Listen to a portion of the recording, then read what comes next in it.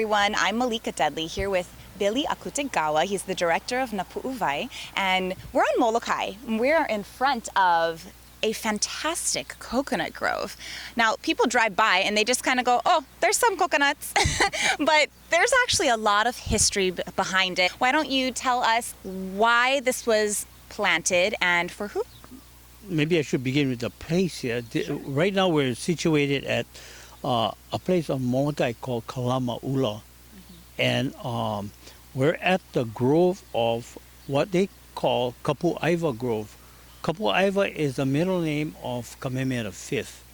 Kamehameha V and his brother were intimately connected with Molokai, and Kamehameha V had a home down maybe about 3 miles from here. They used to come here during the summers, but Kamehameha V really was a king that needed to get back out into the country areas. He had land that needed to be managed, and part of his industry was he had cattle, and cattle had to be raised here. Anyway, what happened is this German man, Rudolf W. Meyer, who came here about 1850, worked for a while with the king as his agent. He managed the king's cattle, and he managed the king's lands, and this grove was planted in the mid-1850s. And at the time, they said when they planted, there were about 1,000 coconut trees, seedlings that he planted it from little keikis. All of his lands here belong to the Department of Hawaiian Homelands. So the Department of Homelands have responsibility for the grove. And what they've done in the past 6 months was hire someone to clean it out. They started fencing the property because the liability issues. They don't want people going in and get coconut falling on their head. Right, fall on their head. Although people say a coconut never falls on a Hawaiian head. Yeah. And then in the grove itself, there's 2 springs, and there's a spring right on the outside of the grove, on the ocean side.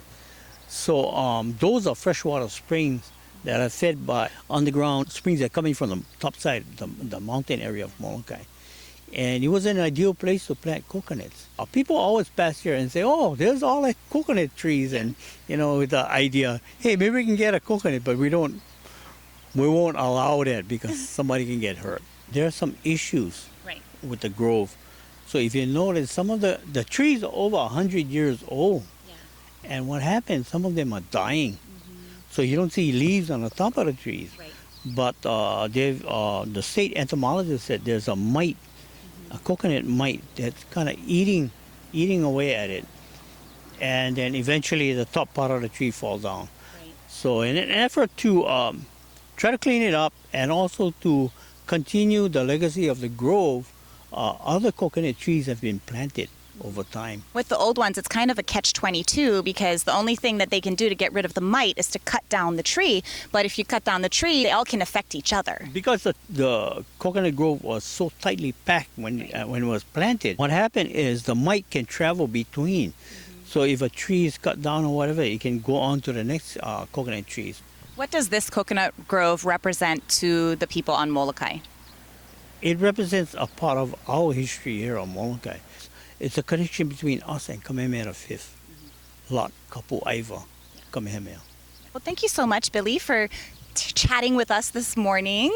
If you want to see more of our stories on Molokai and all of the things that you can do here and learn about this wonderful island, the Friendly Isle, they're all super friendly, go to our website, mauinow.com. I'm Malika Dudley for Maui Now. Ahui ho.